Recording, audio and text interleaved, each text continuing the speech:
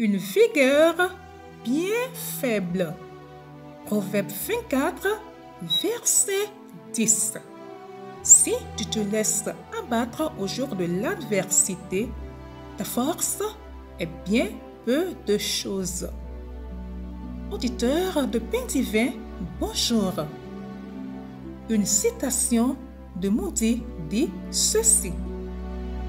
Quand un homme est sans force, s'il s'appuie sur Dieu, il devient puissant. Fin de citation.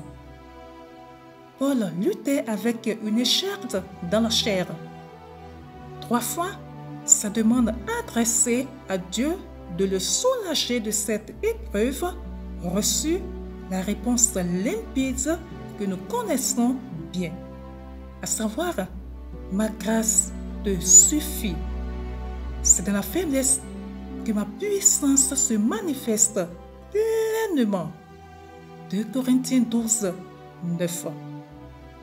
Paul entendit directement de la bouche de Dieu comment persévérer dans l'épreuve.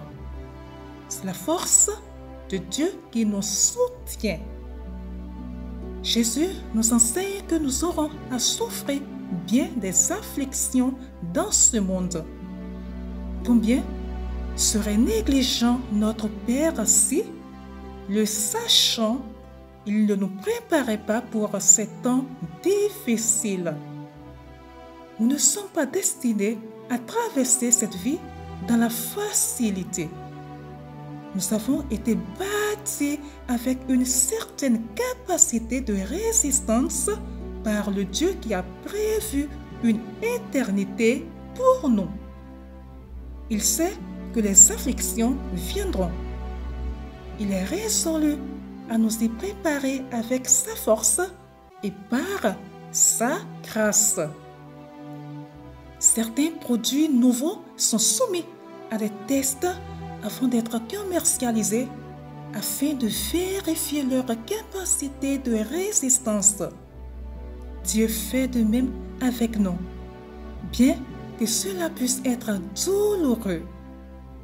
Mais il existe une grande différence. Il ne cherche pas à tester notre propre force. Il cherche à tester notre volonté à dépendre de sa force. Sa puissance est la seule capable de résister à l'épreuve. Nous avons vérifié la véracité de ce verset de Proverbe. Nous défaillons au temps de l'affliction et nos forces sont limitées. Cette faiblesse ouvre le champ à la puissance de Dieu. Elle nous conduit à chercher en lui un soutien et un libérateur, et il n'y a pas de démarche plus pertinente. Nous trouverons Dieu si nous perdons nos illusions sur nos propres capacités. Bien-aimés, avez-vous déjà connu l'affliction? Elle est bien plus qu'un test de résistance. Elle nous donne de l'endurance et nous apprend la dépendance. Prenez conscience de votre faiblesse. Connaissez votre propension à défaillir. Vous ferez alors l'expérience de la puissance de Dieu.